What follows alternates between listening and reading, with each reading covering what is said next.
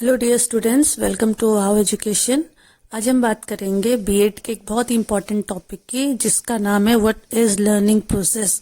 BEd जैसे start करते हैं तो जो सबसे पहला टॉपिक आपको पढ़ाया जाता है what is learning process. Actually जो पूरा बीएड है वो किसके इर्द गिर्द घूमता है, किसके सराउंडिंग घूमता है, तो वह learning process of the students. तो जो लर्निंग प्रोसेस है तो हम इसमें पढ़ेंगे उसका फैक्टर्स क्या होते हैं, उसके कैरेक्टरिस्टिक्स क्या होते हैं और लर्निंग प्रोसेस की डेफिनेशन क्या होती है। तो सबसे पहले let us know about the definition of the learning process. Actually, what for do we learn and what is actually the learning process? जैसे कि आप सबसे पहले दे सकते हैं सब process of being modified। इसका मतलब है कि अपने आप को मॉडिफाइड करने के लिए इंडिविजुअल जो है लर्निंग प्रोसेस को अडॉप्ट करता है। कभी जो है मॉडिफिकेशन ज्यादा होती है, कभी ये मॉडिफिकेशन कम होती है और कभी कभी तो ये मॉडिफिकेशन परमानेंट होती है। यानी आपके बिहेवियर के जो मॉडिफिकेशन है उनको अपने बिहेवियर में लाने के लिए हम लोग क्या करते हैं, लर्निंग प्रोसेस को अडॉप्ट करते हैं। और ये कैसे होता है, हमारे आसपास की जो सराउंडिंग होती है और उसमें जो जो चीजें होती है ना, उन सारी चीजों को देख के भी हमारे अंदर चेंजेस आते हैं, या फिर जो जो चीजें हमारे द्वारा की जाती हैं उन चीजों को रिपीटेशन कर करके भी हमारे लर्निंग प्रोसेस में मॉडिफिकेशन आते हैं, या फिर हम जिस चीज को ऑब्जर्व करते हैं उसके थ्रू भी हमारे अंदर मॉडिफिकेशन आता है, यानी हमारे बिहेवियर में। जैसे मैं आपको एक एग्जांपल बताती हूँ, अगर हम अपने बच्चों को स्कूल भेजते हैं तो देखिए उनके बिहेवियर में क्या क्या मॉडिफिकेशन हो रहा है। बच्चा क्या होता है, वॉशरूम जाने के लिए वेट करता है या फिर टीचर से परमिशन लेता है। जब तक वो घर में होता है तो एवरी नाउ एंड देन वो कभी भी उठ के भागता है, वॉशरूम चले जाता है। बट स्कूल के अंदर जाने के बाद उसको अपने वॉशरूम पे कंट्रोल करने की एक हैबिट बन जाती है, तो ये उसके बिहेवियर का मॉडिफिकेशन है। सिमिलरली लंच करने के लिए वो वेट करता है लंच टाइम का। घर में तो वो जितनी बार रोता है उतनी बार उसकी मदर उसको कुछ न कुछ खाना प्रोवाइड करा देती है, या फिर वो जो है बार बार खाना मांग के भी खा सकता है, या फिर अपने आसपास जहां पर भी खाने की चीजें देखता है उस पर झपट्टा मार के वो खाना खा सकता है। बट स्कूल में क्या होता है, जब तक लंच की बेल नहीं बजती है तब तक वो अपने हंगर को कंट्रोल रखता है। तो ये सारे जो मॉडिफिकेशन है उसके बिहेवियर में आए हैं। इसीलिए जो लर्निंग प्रोसेस होती है वो स्टूडेंट्स के बिहेवियर को मॉडिफाई करती है। नेक्स्ट है बिहेवियर इज ओरिजिनेटेड और चेंज्ड। तो जैसे हमने पहले वाले में बात किया उसमें मॉडिफाई होता है, तो सेकंड वाला जो लर्निंग प्रोसेस इसलिए भी हम लोग अडॉप्ट करते हैं बच्चों के लिए, सो दैट उनके बिहेवियर में चेंज आए या फिर उनके कुछ नए बिहेवियर जो है वो ओरिजिनेट हो। और ये सब कैसे होता है, ट्रेनिंग प्रोसेस जो ये नेचुरल एनवायरनमेंट में या फिर कुछ सेटअप होता है जैसे लेबोरेटरी या फिर कुछ प्लेसेस होते हैं स्पेसिफिक, वहां पर जाके ये जो है बच्चों के अंदर नए नए बिहेवियर ओरिजिनेट होते हैं। जैसे अगर हम बात करें तो हाल ही में एक गेमिंग की लत लगी हुई थी एक बच्चे को, तो उसको किसी साइकोलॉजिस्ट के पास लेके आए थे हॉस्पिटल के अंदर। तो वो बच्चा बिना मोबाइल के भी जो है अपने हाथों को कंटिन्यूसली जो है रोटेट कर रहा था, मूव कर रहा था। तो कहने का मतलब ये है कि उसने इतना ज्यादा प्रैक्टिस किया गेम खेलने का मोबाइल के ऊपर कि उसको जो है मोबाइल की जरूरत भी नहीं है। उसके सारे कीबोर्ड के जो है उसके प्लेसमेंट उसको याद है, कौन से कीबोर्ड पे कहाँ पे कौन सी की है। तो बिना फोन के भी वो अपने हैंड्स के मूवमेंट कर पा रहा था। तो ये उसके बिहेवियर की नई ओरिजिनेशन है जो उसने कंटिन्यूस जो है गेम खेल के, ये भी एक प्रकार का लर्निंग प्रोसेस है, ऑल्दो ये एक नेगेटिव प्रोसेस है, बट मैं आपको एग्जांपल के थ्रू केवल बताने की कोशिश कर रही हूँ। दूसरा है, जब हम स्कूल में बच्चों को भेजते हैं तो अपने बच्चे जो होते हैं वो अपने दोस्तों के साथ अपना टिफिन शेयर करना सीखते हैं। घर के अंदर उनको अकेले खाने की आदत होती है। सपोज करो कोई सिंगल चाइल्ड है या फिर अगर सिबलिंग भी है तो दोनों को अलग अलग खाना परोसा जा रहा है, तो घर के अंदर ये हैबिट हम कम ही डालते हैं कि एक दूसरे का खाना वो शेयर करें।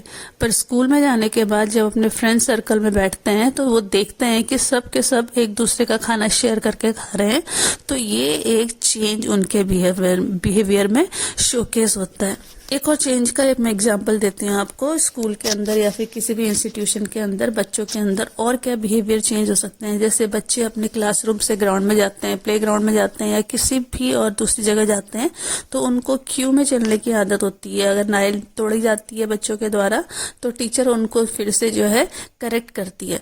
तो इस प्रकार से बच्चों के अंदर डिसिप्लिन जो है वो जनरेट होता है।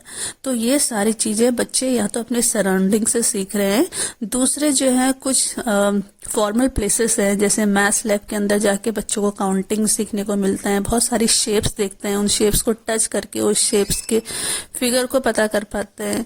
या फिर अगर वो लाइब्रेरी जाते हैं तो लाइब्रेरी जाने के बाद जो है उनको बैठ के चुपचाप से पढ़ना है, ये वाली हैबिट भी उनके अंदर इनकलकेट होती है। सोशल साइंस लैब में, साइंस लैब में या स्पोर्ट्स रूम में कहीं पर भी अगर वो जाते हैं तो उनको वैरायटी ऑफ जो है इंस्ट्रूमेंट्स, इक्विपमेंट्स दिखते हैं और उन इक्विपमेंट्स के जरिए भी उनके बिहेवियर में न्यू चीजें इनकलकेट होती हैं, या फिर जो ऑलरेडी सीखी हुई चीजें हैं जो सही नहीं होती हैं उनको सही तरीके से सीखते हैं।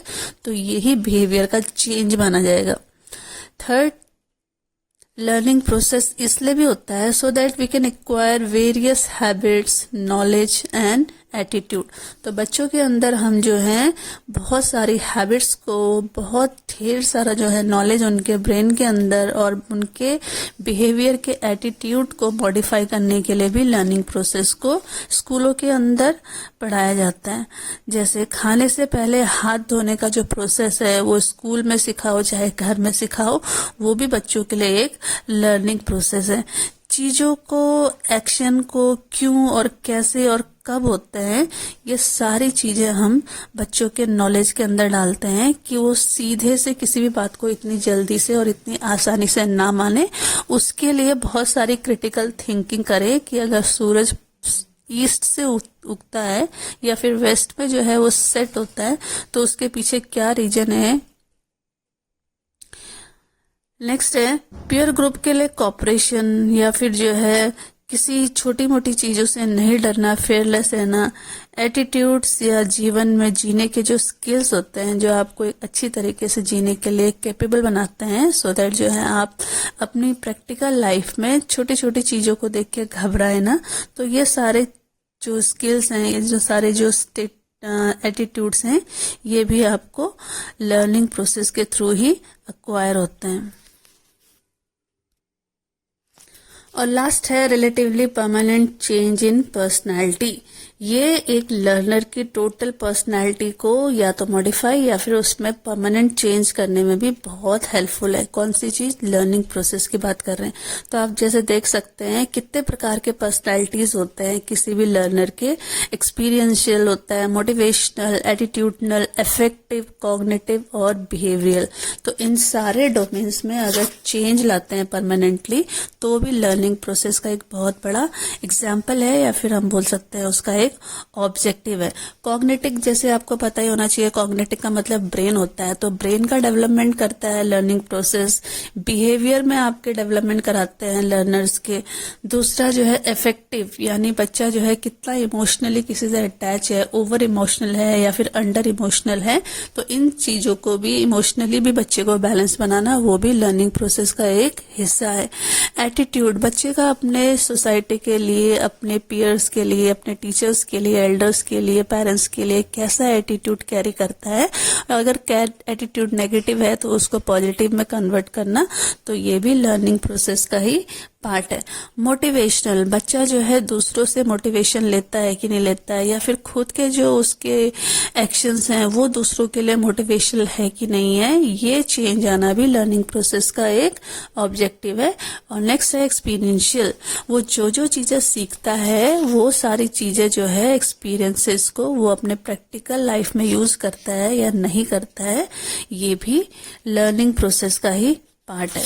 नेक्स्ट टॉपिक हमारे पास है characteristics of learning process. Actually में लर्निंग प्रोसेस के क्या विशेषताएं होती हैं, तो उसके बारे में हम बात करते हैं। सबसे पहले जो है, लर्निंग प्रोसेस एक कंटिन्यूस प्रोसेस है। कंटिन्यूस प्रोसेस का मतलब आप लोग समझिए कि ये पैदा होने के बाद से लेके इंसान के जिंदा रहने तक, उसके जीवित रहने तक चलती ही रहती है। इसी को हम लर्निंग प्रोसेस कहते हैं। लर्निंग प्रोसेस ऐसा नहीं है कि स्कूल टाइम जब तक था तब तक उसके अंदर लर्निंग प्रोसेस हुई, उसके बाद लर्निंग नहीं होती। लर्निंग ताउम्र यानी जीवन भर होती रहती है, इसीलिए इसको एक कंटिन्यूस प्रोसेस कहते हैं। और जैसे बच्चे, अगर छोटे बच्चे होते हैं तो देखिए, मैं आपको एक एग्जांपल देती हूँ। अगर आपके घरों में छोटे बच्चे हैं तो अगर आप उनको टीवी खोल के दिखाएंगे तो उस पर वो नर्सरी राइम्स सुन के अच्छे से बैठ सकते हैं, चुपचाप बैठ जाते हैं। जो कार्टून बचपन में देखा था उसके बाद जो है उसके अंदर कोई और इंटरेस्ट नहीं है, कुछ नहीं है, तो वो कुछ ना कुछ चीजें देख रहा है, और बट जो है टेस्ट चेंज हो रहा है, और उन्हीं चेंजेस के थ्रू जो है वो अपनी लर्निंग प्रोसेस को कंटिन्यू रखे हुए। नेक्स्ट है गोल डायरेक्टेड। हम जो भी लर्निंग प्रोसेस करते हैं वो किसी न किसी गोल के लिए ओरिएंटेड होती है। अगर सपोज करो हमारी लाइफ में कोई गोल नहीं है तो हमको लर्निंग करने की कोई जरूरत ही नहीं होती। कहने का मतलब लर्निंग को एक्वायर करने की कोई रिक्वायरमेंट ही नहीं होती है। तो बिना लर्निंग किए भी इंसान घर के अंदर बैठा रह सकता है, बट एक ही एग्जाम्पल उसका ये होगा कि उसमें उस लर्नर का कोई गोल नहीं होगा। इसको मैं आपको एक एग्जाम्पल के थ्रू समझाना चाहती हूँ। हमारे नेबर में एक फैमिली रहने के लिए आई थी। वो टेनेंट्स थे, किराएदार थे। जो वो मेल मेंबर थे उस फैमिली के, वो एयरफोर्स से रिटायर थे, और उनकी वाइफ एक हाउस वाइफ थी। तो जो एयरफोर्स से रिटायर जो पर्सन थे, सज्जन थे, उनके पास 2 साल का समय था जिसके अंदर जो है वो अपना कोई दूसरा गवर्नमेंट जॉब जो है क्रैक कर सकते थे। क्योंकि एक्स सर्विसमैन के लिए केवल 2 साल का टाइम पीरियड होता है जिसके अंदर उनको थोड़ा सा जो है छूट मिलती है सरकारी जॉब में। तो उन्होंने अपना एक गोल बना लिया था कि विद इन 2 इयर्स उनको कोई ना कोई जो है गवर्नमेंट जॉब को क्रैक करना है। तो वो दिन भर बैठ के जो है अपने बुक्स के बीच पे जो है अपना लर्निंग करते रहते थे, पढ़ते रहते थे। तो जो उनका लर्निंग प्रोसेस था वो उनके एक गोल के लिए ओरिएंटेड था ना। अगर उनका ये गोल होता कि मैं रिटायर आ गया हूँ, मेरे पास पेंशन है, मुझे आगे जाके और कोई गवर्नमेंट जॉब नहीं निकालनी है, घर में बैठ के मुझे आराम से खाना है, तो उनको जो है लर्निंग करने की कोई जरूरत नहीं थी। बट उनके बच्चे छोटे थे, उनको लगता था कि उनके पास एक जॉब और होनी चाहिए, क्योंकि अभी वो 40 इयर्स के थे, 20 साल अभी उनके पास और था जॉब करने के लिए। तो उन्होंने एक अपना गोल बना रखा था कि मुझे 2 साल के अंदर कैसे न कैसे कोई ना कोई गवर्नमेंट जॉब क्रैक करनी है। तो 1.5 साल के अंदर ही जो है उनकी दूसरी गवर्नमेंट जॉब लग गई। तो आप इस प्रकार से देखते हैं, जो उनका लर्निंग प्रोसेस था, उस लर्निंग प्रोसेस ने उनके गोल को अचीव करने में उनका हेल्प किया। अब जो अगर हम दूसरी बात करते हैं उनकी वाइफ की, तो जो एक हाउस वाइफ थी, जब उनके हस्बैंड पहले की जॉब में थे तब भी वो हाउस वाइफ थी, जब वो रिटायर हो गए तब भी वो हाउस वाइफ थी। तो उनका कोई गोल नहीं है अपनी लाइफ में किसी चीज को अचीव करने के लिए, तो इसलिए उन्होंने लर्निंग नहीं की। तो इस प्रकार के केसेस भी होते हैं। नेक्स्ट है इंटेंशनल। इंटेंशनल का मतलब जानबूझ के किया जाना, या फिर आपकी तरफ से या फिर लर्नर की तरफ से उसके अंदर इंटेंशन होना। अगर लर्नर की इच्छा ही नहीं है तो लर्निंग प्रोसेस जो है जनरेट की ही नहीं जा सकती। हर गोल को एक्टिवेट करने के लिए हर किसी के अंदर एक एस्पिरेशन यानी चाह होनी बहुत ही जरूरी है, और इसी चाह को इंटेंशन बोलते हैं। और अगर इंटेंशन ना हो तो आप 100 बार पढ़ा लो किसी भी चीज को या फिर किसी भी लर्नर को, वो सीख ही नहीं पाएगा। जैसे इसको भी मैं आपको एक एग्जाम्पल के थ्रू समझाना चाहूंगी। हमारे स्कूल के जो कुछ बच्चे हैं, सुबह जब मॉर्निंग असेंबली होती है तो वहां पर सारे म्यूजिकल इंस्ट्रूमेंट को लाके डिस्प्ले करना पड़ता है, और उनको बजाने के लिए स्कूल के बच्चे ही जो है असाइन होते हैं। और कुछ बच्चे जिनको बजाना नहीं आता है वो सुबह टेबल लगाते हैं, तबला, हारमोनियम, ये सारी चीजों को जो है म्यूजिक रूम से स्टेज तक लाने में हेल्प करते हैं। तो उन बच्चों की जो इंटेंशन है वो ये है कि आने वाले 1-2 साल के अंदर जो बच्चे बजाना सीख रहे हैं वो उनको रिप्लेस करके या फिर उनके जैसे ही उनको बजाने को आ जाए इंस्ट्रूमेंट्स। तो ये उनकी इंटेंशन है, और इसी इंटेंशन से जो है वो लोग प्रेरित होकर रोज के रोज जो है म्यूजिकल इंस्ट्रूमेंट को असेंबली टाइम पे असेंबली ग्राउंड से म्यूजिक रूम तक और म्यूजिक रूम से असेंबली ग्राउंड तक लाने का रोज के रोज ये काम करते हैं। नेक्स्ट है एक्टिव प्रोसेस। लर्निंग प्रोसेस एक एक्टिव प्रोसेस है। जब तक आप उसमें एक्टिवली पार्टिसिपेट नहीं करेंगे तब तक बच्चों की लर्निंग नहीं होगी। अगर हम क्लास में पढ़ा रहे हैं, कोई बच्चा हमारे क्वेश्चन आंसर्स के बीच में हमसे कुछ और क्वेश्चन पूछ रहा है या फिर टॉपिक से रिलेटेड ही क्वेश्चन पूछ रहा है, तो इसका मतलब समझ जाइए बच्चा आपकी बात को सुन रहा है, यानी वो हमारे डिस्कशंस या हमारे लेक्चर में एक्टिवली पार्टिसिपेट कर रहे हैं। और जो बच्चे जो है क्लास में सोते रहते हैं, एब्सेंट माइंडेड होते हैं, या फिर जो है उनका लेस जो है क्लास के अंदर कंसंट्रेशन होता है, तो वो खुद ही जो है इनएक्टिव है, तो उनके अंदर लर्निंग प्रोसेस भी डेवलप नहीं होती है। नेक्स्ट है इंडिविजुअलिस्टिक। इसका कहने का मतलब ये है कि जो लर्निंग प्रोसेस होती है वो पर्सन टू पर्सन यानी लर्नर टू लर्नर डिफर करती है। हम अपनी क्लास में अगर एग्जाम लेते हैं तो आप देखेंगे 40 बच्चों में से केवल 5 बच्चे टॉप करते हैं, उसके बाद 30 बच्चे एवरेज होते हैं, उसके बाद बचे हुए बच्चे बिलो एवरेज होते हैं। जबकि जब टीचर 40 मिनट के पीरियड में अपनी क्लास में पढ़ाता है तो सारे बच्चों को एक ही जैसा पढ़ाता है। वो टॉपर बच्चों को कोने में ले जाके नहीं पढ़ाता या फिर बाकी बच्चों को क्लास से बाहर नहीं भेजता। बट क्या होता है, जो मेंटल एबिलिटी होती है कुछ बच्चों की बाकी बच्चों से डिफर करती है। वो तो वैसे तो हर बच्चे की जो है पर्सन टू पर्सन डिफर करती है मेंटल एबिलिटी, तो यही डिफरेंस को हम इंडिविजुअलिस्टिक बोलते हैं। सो दैट किसी के लर्निंग प्रोसेस बाकी बच्चों के कंपैरिजन में ज्यादा स्ट्रांग या फिर ज्यादा फास्ट होती है। नेक्स्ट है इंटरेक्शन विद एनवायरनमेंट। अब जो लर्नर है उसको अपने घर में, अपने स्कूल में, अपने सोसाइटी में किस प्रकार का एनवायरनमेंट मिल रहा है वो भी उसके लर्निंग प्रोसेस को बहुत ज्यादा इन्हांस करती है। अगर स्कूल की क्वालिटी अच्छी है, स्कूल में रिसोर्सेज बहुत ज्यादा हैं जो बच्चे की लर्निंग में हेल्प करते हैं, तो बच्चा ज्यादा जल्दी सीखेगा और ज्यादा चीजें सीखेगा। सेम चीज टीचर की क्वालिटी पे भी डिपेंड करता है। अगर टीचर क्वालिफाइड रखे हुए हैं और अनक्वालिफाइड रखे हुए हैं तो दोनों के टीचिंग प्रोसेस में भी जो डिफरेंस आएगा वो भी बच्चे के लर्निंग प्रोसेस को इफेक्ट करेगा। दूसरा, फैमिली का बैकग्राउंड, एजुकेशनल बैकग्राउंड कैसा है, या फिर फैमिली के पास कितने सारे रिसोर्सेज हैं जो अपने बच्चों को प्रोवाइड करा पा रहे हैं, तो ये सारी चीजें भी बच्चों के लर्निंग प्रोसेस में हेल्प करती हैं। और लास्ट जो कैरेक्टरिस्टिक है लर्निंग प्रोसेस की वो है ट्रांसफरेबल। ट्रांसफरेबल का मतलब क्या होता है, एक जगह से दूसरी जगह मूव करना। सपोज जो चीज मैंने मैथ्स में सीखी है उसको मैं अपने प्रैक्टिकल लाइफ में या फिर किसी भी सर्कमस्टेंसेस में कैसे उसको यूज कर रही हूँ, उसी प्रोसेस को ट्रांसफरेबल प्रोसेस करते हैं। सपोज करो मैंने सोशल साइंस में इलेक्शन के बारे में पढ़ा है, तो उसके बाद हमारे क्लास में जब मॉनिटर का इलेक्शन होता है तो हम लोग जब वोटिंग करते हैं तो हमने देखा कि हमने जो सोशल साइंस में पढ़ा है उस टॉपिक को हमने अपने डेली लाइफ में यूज किया। उसके बाद जब हमने वोट्स को काउंट किया तो वहां पर हमने मैथ्स को अप्लाई किया और एवरेज निकाला या फिर जो है मेजोरिटी निकाल के जिसको सबसे ज्यादा वोट मिले हैं उसको हमने विनर डिक्लेयर किया। उसके बाद जो विनर होता है वो अपनी स्पीच देता है बच्चों के आगे, तो यहाँ पर उसने हिंदी लैंग्वेज या फिर इंग्लिश लैंग्वेज में जितने पैराग्राफ लिखने सीखे हैं तो इन सारी चीजों को अप्लाई करता है। तो आप देख सकते हैं एक सिंगल लाइफ स्किल के प्रोसेस में कितने सारे सब्जेक्ट का सीखा हुआ जो कंटेंट है वो बच्चा उसको अप्लाई कर रहा है। नेक्स्ट टॉपिक हमारे पास है फैक्टर्स अफेक्टिंग लर्निंग। तो सबसे पहला जो फैक्टर है जो हमारे लर्निंग को अफेक्ट करता है वो है मैच्योरेशन। बच्चा जितना मैच्योर होता रहता है उसकी लर्निंग प्रोसेस उतनी ही इम्प्रूव होती रहती है। एग्जाम्पल के तौर पे अगर हम छोटे बच्चे को देखें, 1 साल के बच्चे को, तो वो केवल क्रॉल कर सकता है, उससे हम दौड़ने की उम्मीद नहीं कर सकते हैं, या फिर 2 साल के बच्चे से हम स्किपिंग की उम्मीद नहीं कर सकते हैं। तो जैसे जैसे बच्चा मैच्योर होता जाएगा वैसे वैसे उसकी लर्निंग प्रोसेस इम्प्रूव होती जाएगी, इनहेंस होती जाएगी और इंक्रीज होती जाएगी। तो लर्निंग प्रोसेस आपकी बच्चे की मैच्योरिटी पर भी डिपेंड करती है। नेक्स्ट है रेडीनेस टू लर्न। आप क्लास में जा रखे हो और कुछ बच्चे जो हैं आपकी बात को ध्यान से नहीं सुन रहे हैं, वो आपके लेक्चर के लिए बिल्कुल भी रेडी नहीं है।